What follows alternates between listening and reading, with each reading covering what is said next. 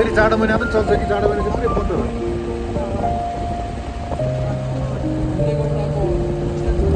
ए नेपाल भारत सहयोग भनेपछि जाडो 2 महिना चाहिँ बन्दै हुन्छ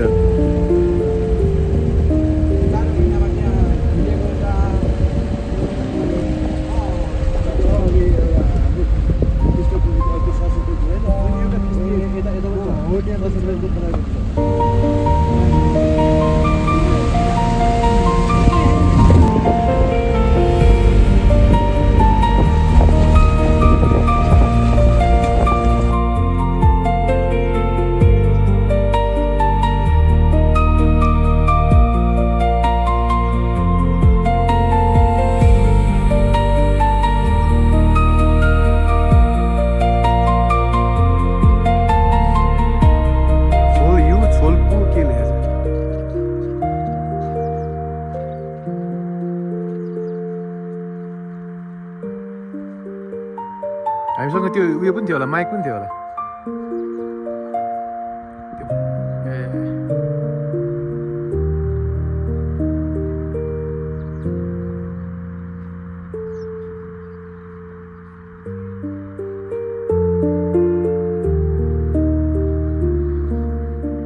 यो ठाउँको नाम पनि छोनहुप रहेछ लमनथाङ गाउँपालिकाको छोनहुप स्वास्थ्य चौकी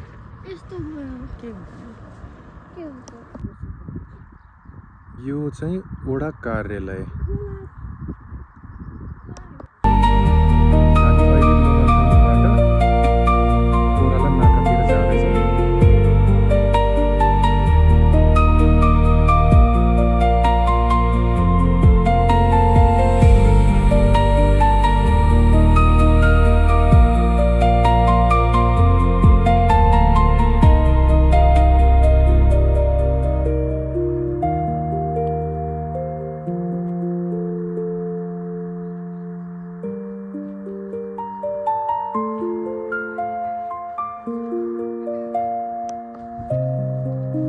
काम सक्यो भाइ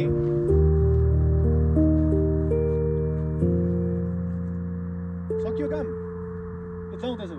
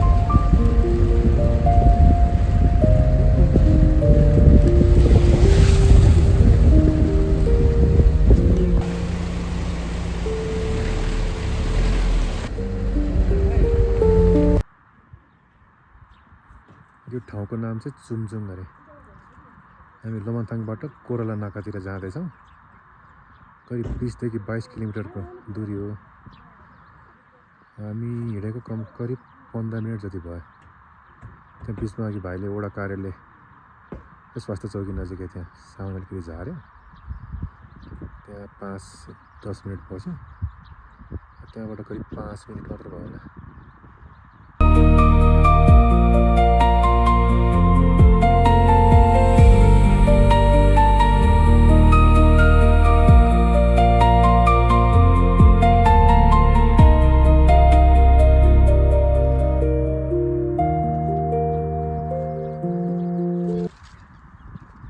हेलो छोरी के छ तिम्रो हालखबर टाउको दुखेको छ कि छैन हिजोभन्दा धेरै छ कि कम छ डाँडाको टुप्पोमा चाहिँ बुद्ध भगवानको पनि मूर्ति बनाएको छ यो चुमजुङ गाउँ हो चुमचुङ गाउँमा यो गाई चाहिँ होइन भन्यो भाइले, गाई प्रजातिको अर्को अरे। के नाम भनेको थियो बिर्स्यो फेरि।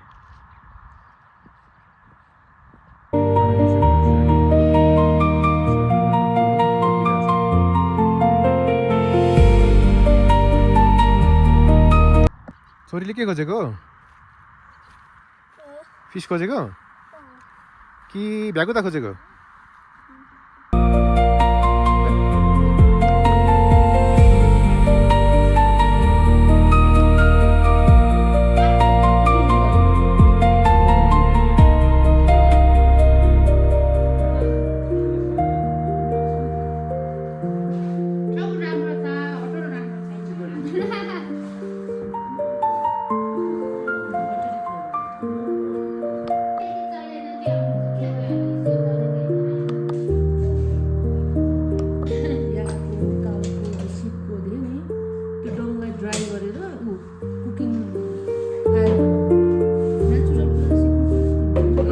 स्मोक चाहिँ नि यो पाइपबाट सिधै चिम्ने हो नि। यो लामो यो स्मोक पाइप हो।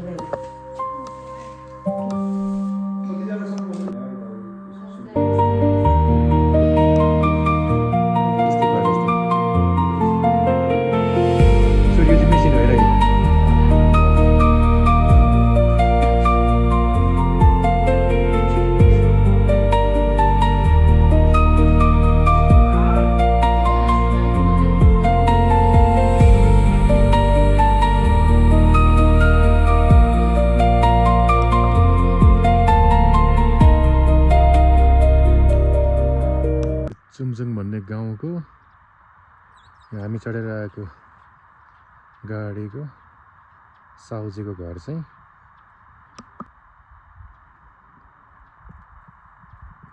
यो हो।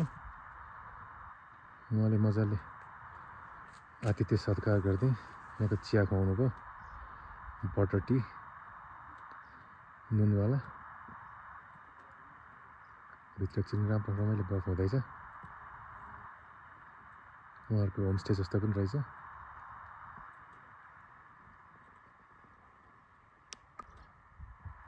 यो चाहिँ घरको आँगन भयो। र आँगनबाट ठ्याक्कै अगाडिको 360 डिग्री भ्यू देखिने दृश्यहरू यस्तो छ।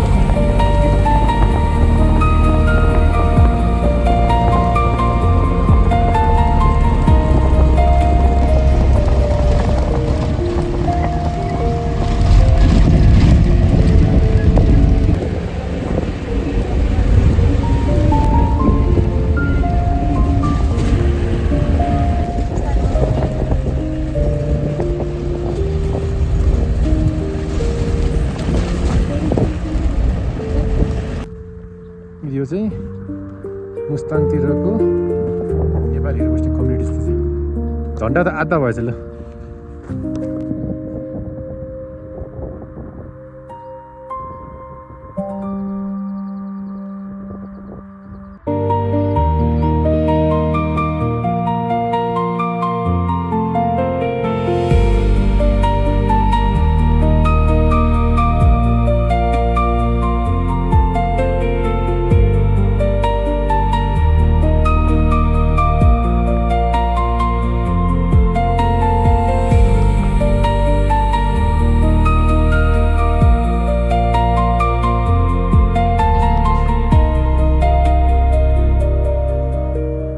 हट खाने कि पिरो खानु मन लाग्छ चिल्ली यो चिम्ची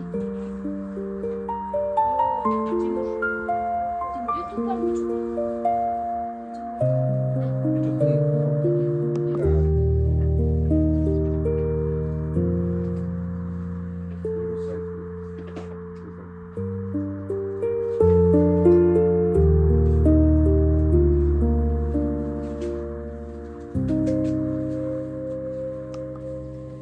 तपाईँहरूले चकलेटहरू जुत्ताहरू लिएछ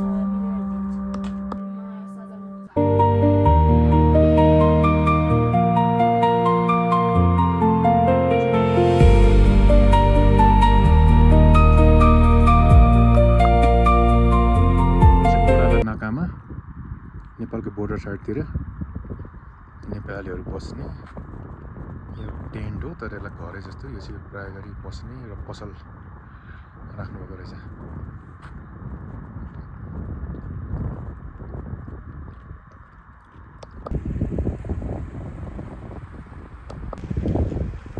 यो पारी चाइना भयो, चाइनाको बिल्डिङहरू देखिन्छ भन्सारहरू जस्तै। यहाँ हामी चढेर आएको गाडी त्यो भाइले भनेअनुसार चाहिँ यहाँ मुस्ताङको लोकललाई मात्रै बोर्डर पार जान दिने रहेछ।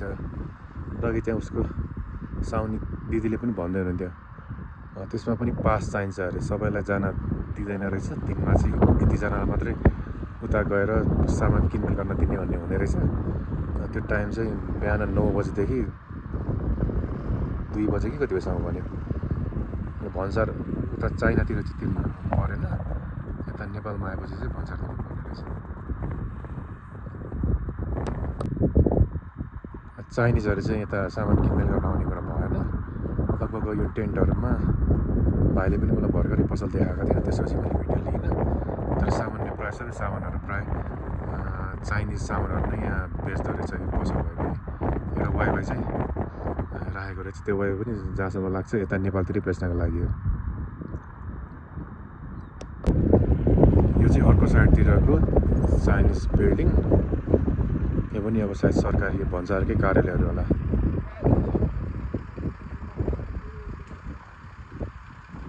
यो अर्को फ्रन्ट बिल्डिङ।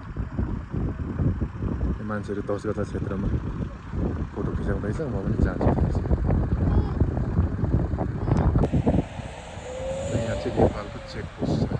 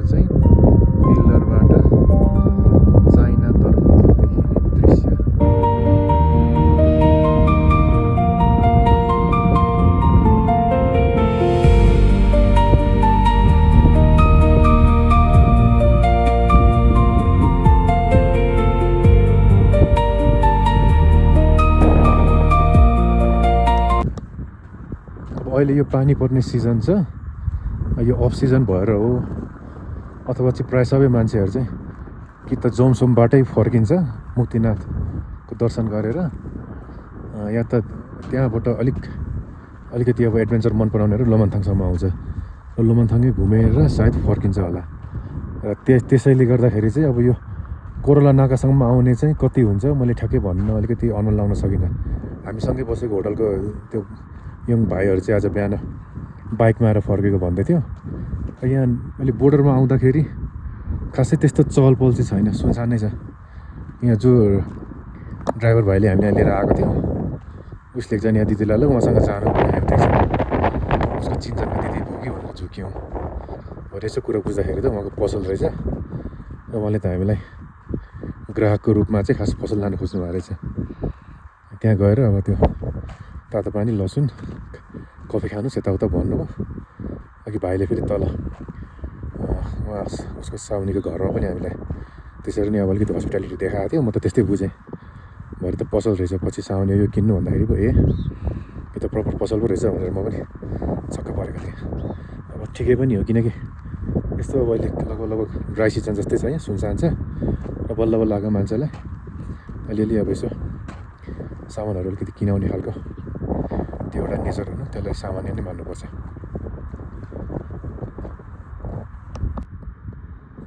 यो टेन्टहरूको पछाडि सानो टोइलेट रहेछ, मोबाइल खालकै छ तर खासै हाइजेनिक चाहिँ छैन। ठ्याक्कै त्यही टेन्टहरूको पछाडि चाहिँ मजाले धौलागिरी हिमालको साइड हो कि आज बादल लागेको भएर चुचुराहरू चाहिँ देखिँदैन, तर घाम छ, पानी परेको छैन, त्यसैले वेदर चाहिँ राम्रै छ।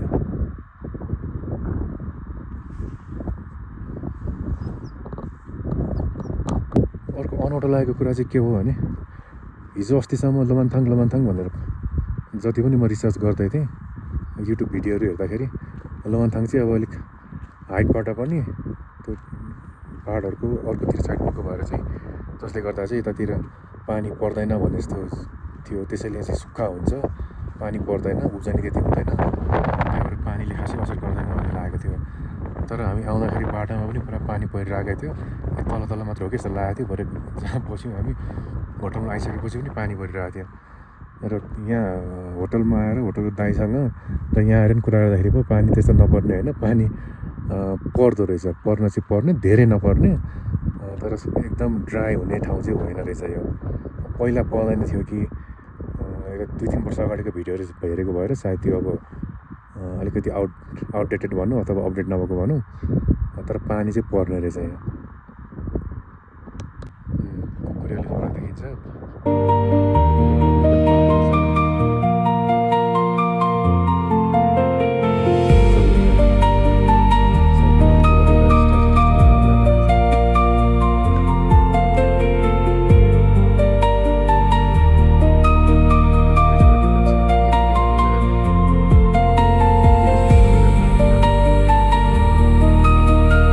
सरी हामी कहाँ आयौँ अरे? नेपाल र चाइनाको बोर्डर कोराला नाका होइन?